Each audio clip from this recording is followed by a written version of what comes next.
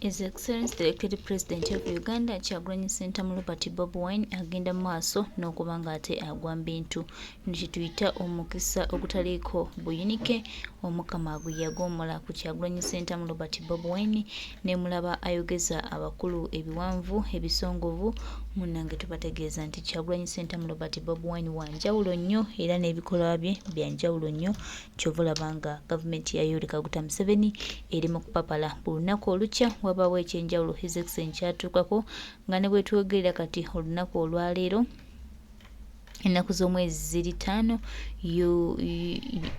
sanctions endala zimaze okuluma ku ba government officials ab'enjawulo era nga yeetebuhabulwa agamba bannange najjirwa Kyagulanyi Ssentamu Robert Bobi Wine naye ng'ate lwaki awaatuka okwogera ekyo tukugamba nti paakinga ebibyo bwesonyiwe bannayuganda ojja kuba n'emirembe buli kimu kijja kutambulira bulungi tojja kuba nakukwatako tojja kuba nakugamba kwegamba ojja kwebeerereyo mu ddembe lyo naye buli wonaalemera ku bannayuganda okyalungi ate tukusuubiza zikyakutuukako singa teweebeereramu kutunuulira biki bannayuganda bye baagala naki bannayuganda kye bakulembeddemu okulaba nga baagala kweddiza nsi yaabwe gye wawambako obuwambi kaseera katuuse nga buli munnayuganda tunudde tutya Uganda yaffe kyetuliko nga buli munnayuganda amaaso gali open gali wide yagamba tujja kuginunula oba Museveni ayagala oba tayagala kwegamba buli munnayuganda kati amanyi buli omu kyali mu kulwanira kyakununa ggwanga lyaffe Museveni ne bw'onaagezaako Museveni ne bw'onaayagala okutwesibako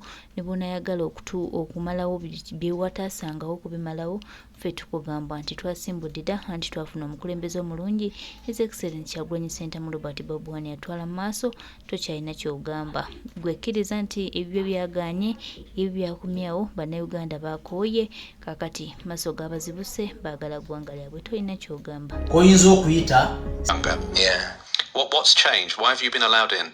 Well, I wrote the lyrics and I sang them and I took responsibility. These were homophobic lyrics. These were lyrics suggesting that gay people should be fought, should be beaten. I mean, do you regret those lyrics? Certainly we grow and we transform. I've always mentioned that I'm a product of very many second chances. And I want to be known for a leader that is respectful, inclusive for everybody. Of course, this is... Komao, ebisinga mwabiwulidde. He wants to be a leader of inclusive to everybody. A leader that associates with everyone. Kubanga njagala nkubuulire, Bobi Wine si musiyazi, and he does not support that bisiyaga. But as a leader, he has a mandate of protecting the rights of the citizens, the rights of people he leads. Number one, mu Uganda ni population, muze mulaba na Uganda banji nga bavaayo mu lwatu nga tebakakiddwa, oba baagala zivizo bakinena nga takakiddwa n'agamba ye musiyazi. Oyo muna Uganda. Niwaba muna Uganda agamba nti nze ndi musiraamu nganze. Niwaba muna Uganda agamba nze ndi embizzi ng'omulala. Puliza bulungi. Niwaba muna Uganda agamba nze nnyo omwenge nywa sigala n'enjaga n'ebirala n'abirala. N'omulala agamba nze ndi mulokole ddala. Weeteeke mu kifaananyi nga gwe mukulembeze. Omuyimbi omuyimbi omulala agamba nze ne malamba Katonda angwana eddalu. Kubanga you have people of different category you associate with. Kakati abantu, the myopic people expected Bobi Wine whether okubeera ku Bungereza n'agamba nti tawagira bisiba nti awagira etteeka lya Museveni yaleeta eririmu n'akawaayiro aka death penalty. Ate nga kimanyikiddwa lwatu nti nobody has a right to terminate anyone's life, to eliminate anyone's life. It is only God. Ne mu ssemateeka Uganda mwekiri tewali alina buyinza kutta muntu. Newankubadde akawaayiro baakaleetaako akaga nti bakukwata ng'oli ebisiyaga death penalty. Etteeka yaabwe n'agamba lyaleetebwa not in the interest of the citizens, it was brought in the interest of Museveni himself. Kubanga yagala odikoza to target his opponents. Like this interview was expected. Abadde amanya either agenda vaayo he agree with that kiteeka. Kitegeeza the moment Bobi Wine agree with that kiteeka that was brought in the parliament, automatically international community abagifiiriddwa. Not only these Europeans or whatever and Americans, there is also Ugandans who are living there and they are happy with their category, their activities. That side, they are Ugandans. As the leader has a mandate to protect them. Kyekisookera ddala.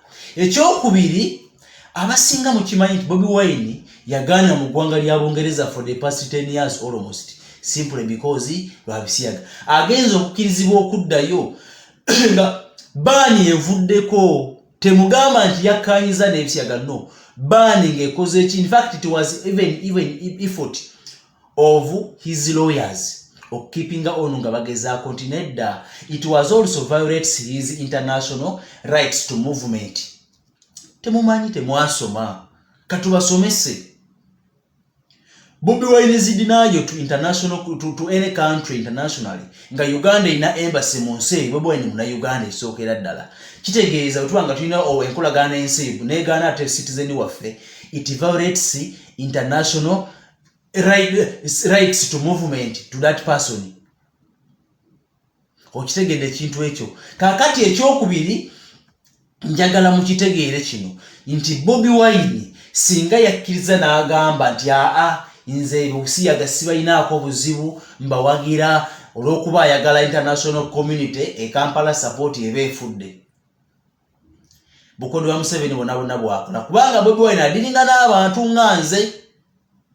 Nze abatakkiriza bisiyaga, ndi Musiraamu, ndi Mufirika. I don't agree with bisiyaga no. Newankubadde ate nga nze omuntu siina mutawaana na muntu abirya, as long as tanyingiridde, kubanga nze ng'omuntu bw'anaadamu siina musango gusalira mulala, siina buvunaanyizibwa bugusalira mulala. I don't have any right to judge anyone. Kitegeeza omuntu bw'akola ekintu, as long as it does not affect me and my family, it is okay. I have no problem with it. Ojja ku meeting ya kutonda yanaakubuuza ye Bobi Wine nti omukulembeze yadiringa ne kakati eteeka bw'alikkirizaamu n'agamba baffe ne bukeera enkya ku makya n'ateteeka mu Parliament ya Uganda nga ligaana obusiraamu. Nawo agire naffe atutute ne ligeera enkya ku makya nga ligaana okunywa omwenge. Tumwanya omwenge affe ne ligeera enkya nga ligaana waliwo stigmatization of these HIV victims. Bumukeereja ku majana leteeka ne bagamba mu Uganda tetugenda kukkirizza kuddamu kukkiriza muntu wa siriimu. Ate nga Bannayuganda almost 5% or 10% of the populations balwadde ba mukenenya. Kakati nga leader obeera kweteeka mu kifaananyi ki? Ye mukulembeze omutuufu, he has to be for everybody. He has to be inclusive for anyone. Kakati awo ojja kusanga abawumba tuutu nga bawummutu emitwe. Kino kiiso kya mbuzi kirekeera omusi ne kitunuulira omubaazi.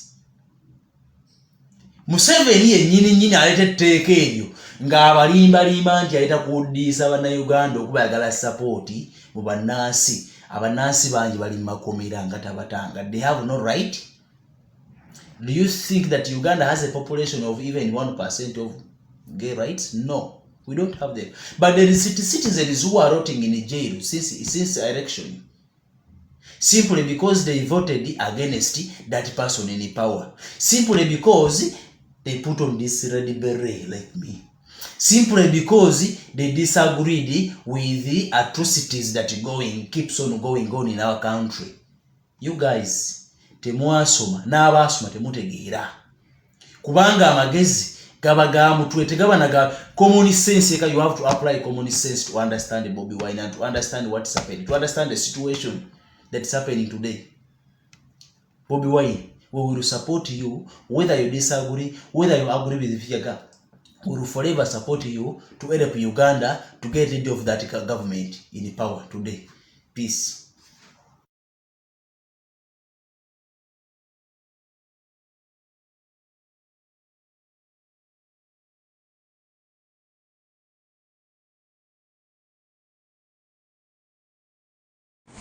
ono ye MK Musa. Assalamu alaikum. Wa alaikum salam wa rahmatullahi wa barakatuh. Ono ye senior photographer wa CBS Digital. Kozi wegatta ku CBS mwaka ki? Kuloza si mwaka kuwedenga kugwawo. Ekitongole kya Digital. Ekya Digital. Kyagulanyi Ssentamu Robert Bobi Wine akyaboogeza obwama akyabateekawo emusaanidde okubeera ate mukyagenda maaso n'okwewuunya ebikolwa by'akola anti omukulembeze His Excellency the Elected President of Uganda, the People's Hope, the Kyagulanyi Ssentamu Robert Bobi Wine bannayuganda gwe balina gwe beesiga gwe bateekamu buli kimu ekyabwe. So nyina ekintu kye ntunuulidde enensi aboogezi muwe muli ekuza independence yaayo ey'emyaka 52 nengezaako ne Uganda nendaba nga tukyabulamu nnyo.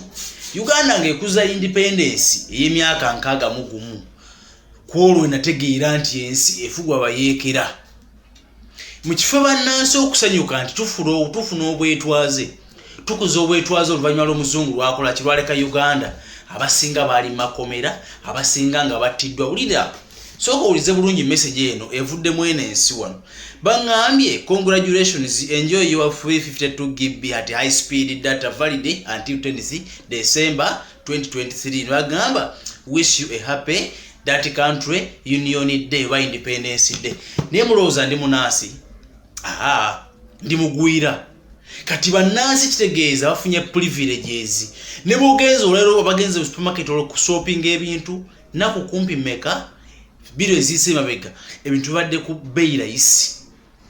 Abasibe abasuka mu 1000 babata free. Lwaki? Kubanga ensi eri mu celebrations ya independence yayo kibayita patriotism, okwagala ensi yo nti ensi ebekuza obwetwaze bwayo oba obwetengereze bwayo. Abanansi abasinga bateebwa abasibwa ku misango egiri mayina esookera ddala ne bannansi bafuna privileges, bafuna discount ku bintu bagula.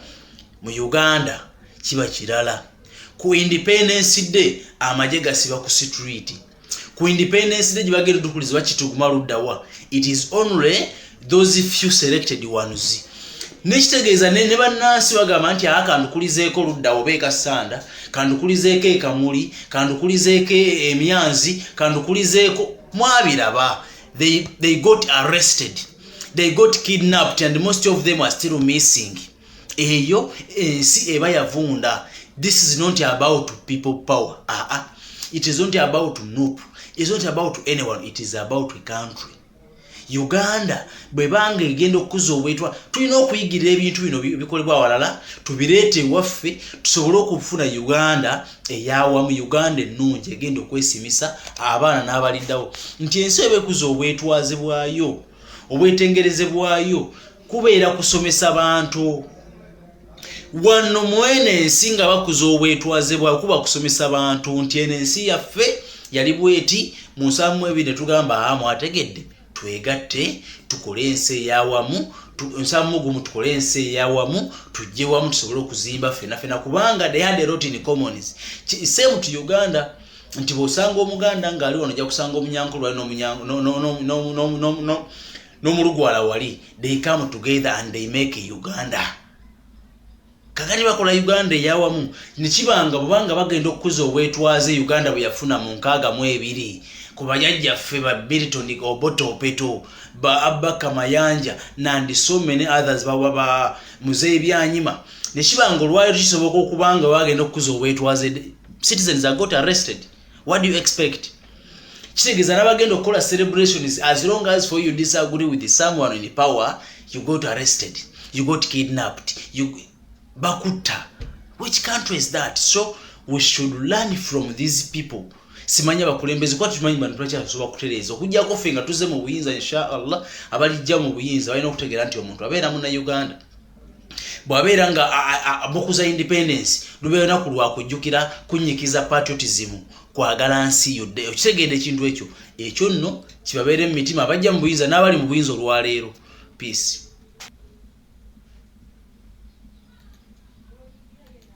Yoweri Kaguta Museveni takyalina kyagamba. Ensi yonna emukyaye, ensi yonna emutegedde era ensi yonna emuvumirira olw'ebikolwa